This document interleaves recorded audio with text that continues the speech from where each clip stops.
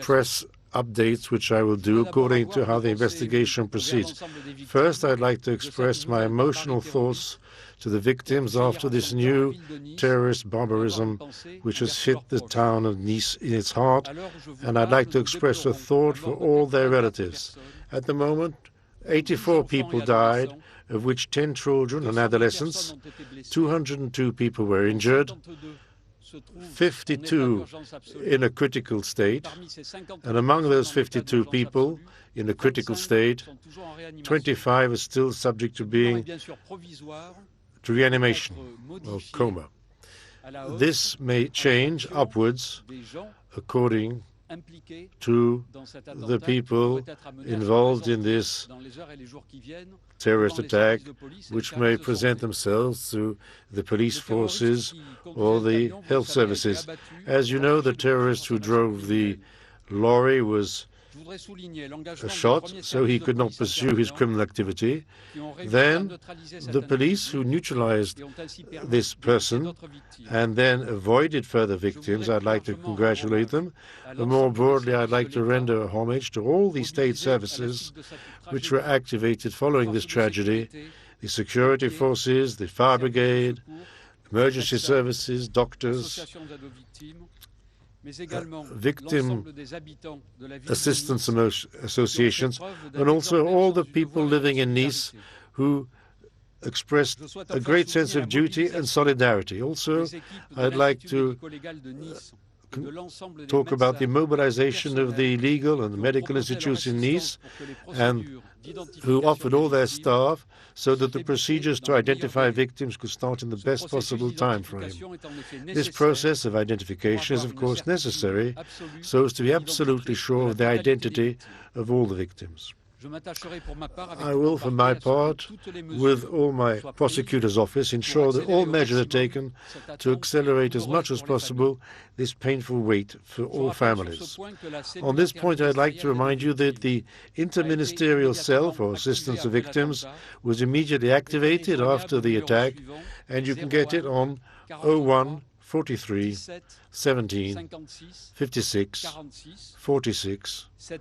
And this cell seeks to give support and a personalized response to the needs of victims, those close to them, whether psychological assistance or listening to them, or dealing with administrative work, or giving social aid. I'd like to tell you also that a cell for giving information to the public has been set up, and you can get it on the following number: 04 93 72 22 22. With respect to the legal investigation, working closely with the prosecutor of Nice, Jean-Michel Prêtre, who started the first investigation elements, they were informed as of 1 o'clock in the morning, immediately animating the crisis cell of the public prosecutor's office in Paris. 4 members of that office immediately went to Nice and have been leading the investigation and inquiries since then. The investigation given to the Central Security Forces and to the legal forces have been opened with assassination and attempt to assassinate in an organized band with terrorists, and also to the public services, working with a terrorist organization, and also the gathering together of terrorists seeking to bring injury to people, including an association of criminals. And I'd like to come to the facts, the first statements, and what we can say. So, 14th of July, about 22:45 in the evening, a man on his own in a refrigerated lorry of 18 tons had, on the 11th of July in Saint-Laurent-du-Var, which should have been given back on the 13th of July, Wednesday, this HGV went onto Promenade des Anglais, coming from the Magnan quarter. It went on about 2 kilometers between numbers 11 and 147 of the promenade, and it hit many spectators gathered together on the promenade for the traditional fireworks display of 14th of July. The terrorist fired several times on 3 police officers close to the Negresco hotel. The police officers responded and chased the lorry, which nevertheless was able to go on for about 300 meters.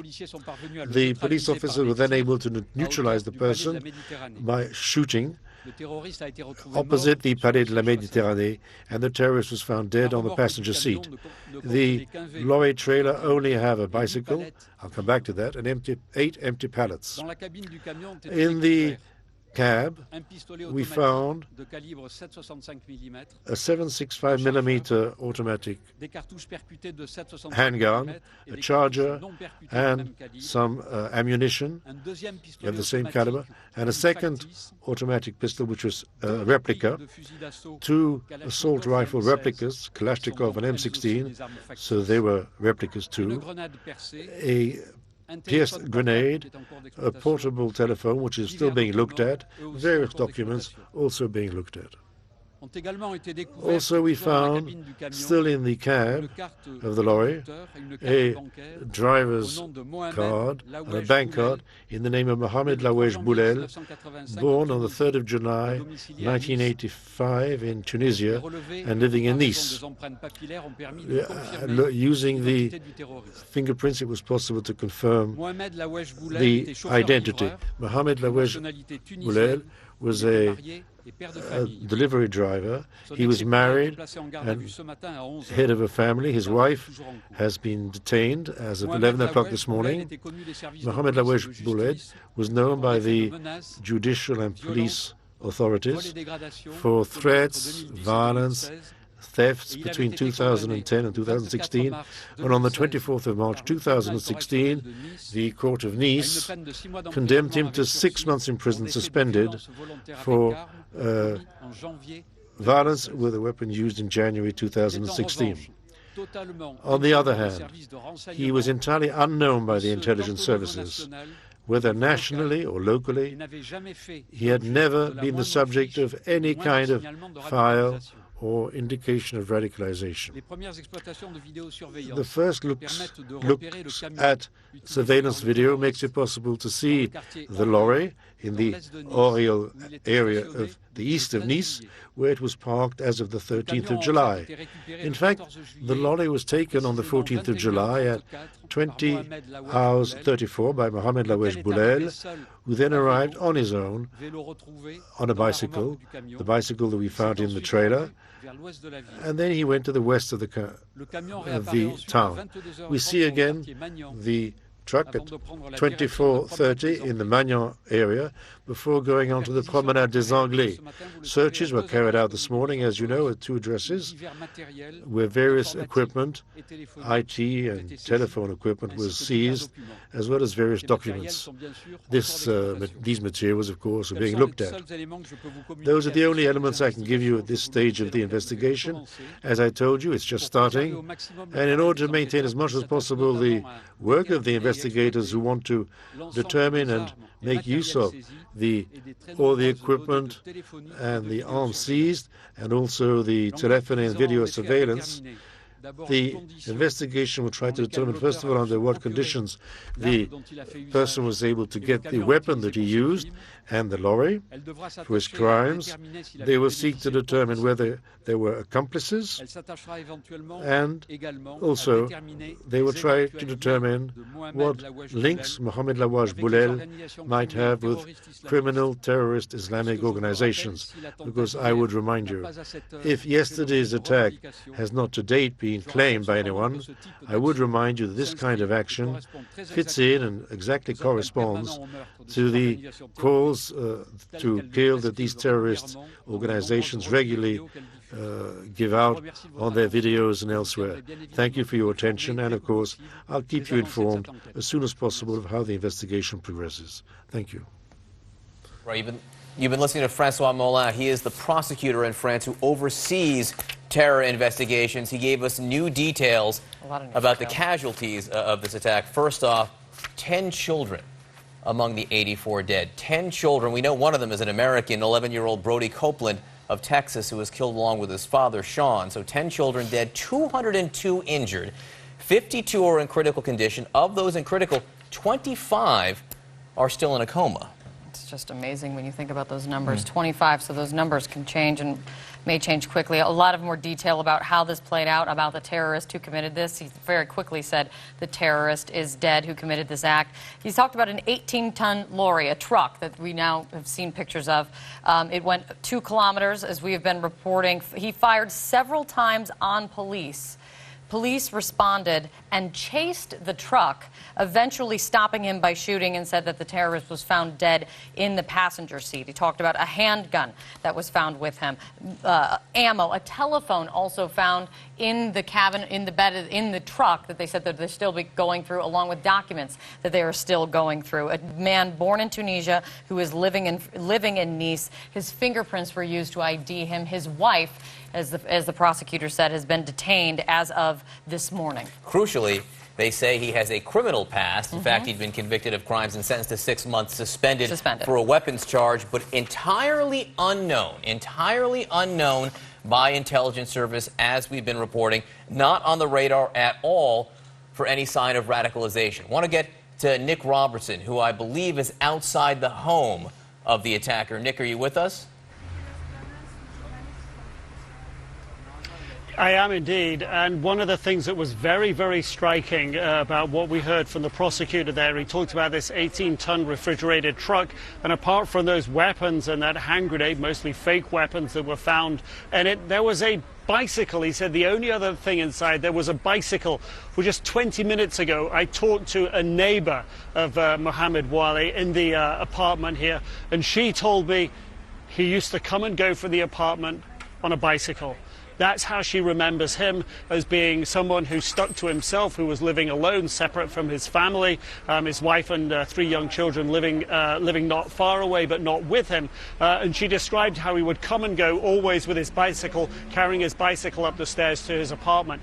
I was able to look through the broken door into that apartment, because we heard the prosecutor there describe how a search had been done, that from this apartment that they've taken telephone equipment, that they've taken IT equipment. I could see into the apartment through the broken door, that the drawers from some of the furniture were strewn on the floor. It appeared as if a relatively hasty search had been done. There was like an LCD monitor standing on the floor of the apartment as well. So certainly what we've heard from the prosecutor tally with what we heard from neighbors here, that this was a man who used a bicycle.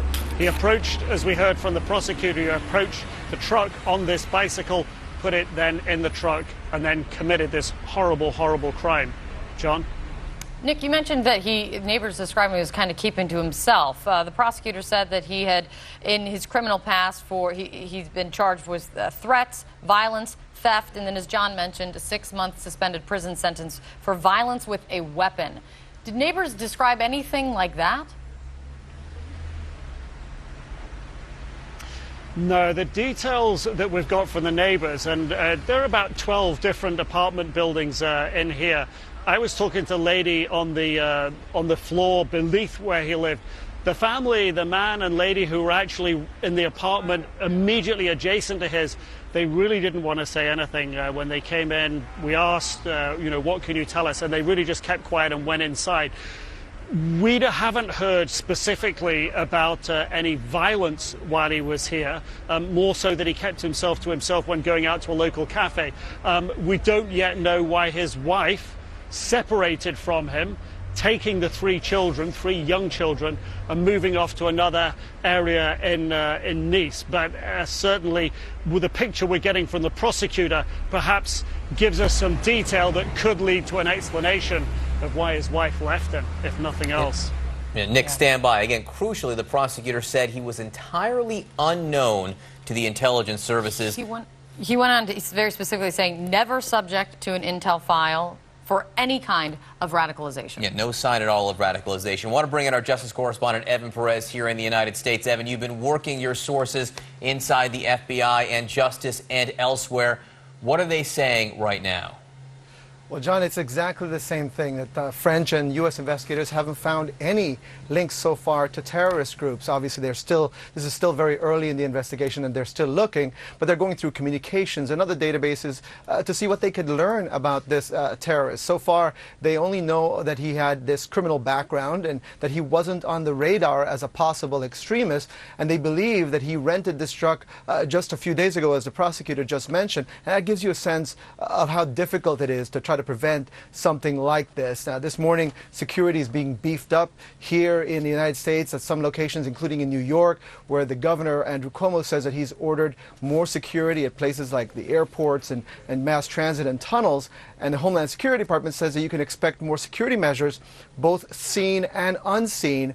But right now, U.S. law enforcement officials are going through their own review of cases here in the United States of suspected extremists. They're looking for people who, might have commercial driver's licenses, who might have access to large trucks through their work, or someone who perhaps is already under surveillance and might try to rent a vehicle like this. The thing is, the use of vehicle for terrorism isn't a new tactic. They've seen it before. But what this attack in Nice means is that there's going to be a new focus on this as a possible use for terrorists. John and Kate? And it's clear, it is so early on, of course, Evan, and many more details will be coming out. But from the U.S. officials that you're talking to, we heard from the French prosecutor when he was saying that he's completely unknown to intelligence services. He did say that we're going to seek to see if they're accomplices and look to see if there are any links to terror groups. He said they're going to look. He didn't say that there is any evidence of it, though, right, exactly. At this point. Are you getting any of that, any sense of what U.S. officials believe on those two fronts? Right now, they really have found absolutely no links. And one of the things that we've seen, Kate, in particular in the last overnight, certainly on jihadi forums, is a lot of celebration about this attack. But really, there has been no mention from ISIS. ISIS does like a daily newsletter, if you will, that they put out every morning, and they didn't mention this attack at all, which may mean that they had nothing to do with it, or possibly, again, that it might take some time before they figure it out. But it's certainly what's being done by investigators in France and here in the United States is scouring any kind of communications that he may have made before he carried out this attack. Obviously, something flipped. The fact that someone with a criminal background turns into a terrorist almost overnight, we've seen it before, certainly, and that appears to be what has happened in this case. All right, Evan Perez for us in Washington. Again, the French prosecutor says no known direct ties to any organized terror groups, but he did note that this is exactly the kind of attack that ISIS has been calling for 2 years. That's exactly right. A lot more ahead, a lot more to work through at this hour, including this. Dozens of people, as we mentioned, still fighting for their lives in France. 50 people in critical condition. The French prosecutor saying 25 people still in a coma today. We're going to go live to the hospital that the president of France visited a short time ago. Plus, 2 Americans among the victims in the attack, a father and his 11-year-old son. We're going to speak live with that boy's baseball coach. This is CNN special live coverage. Stay with us. Calling all go-getters, all providers. Drive with Uber and make more than $300 a week by driving a few hours a day. Calling all 9-to-5ers and night owls. With Uber, a little drive goes a long way. Start earning this week. Go to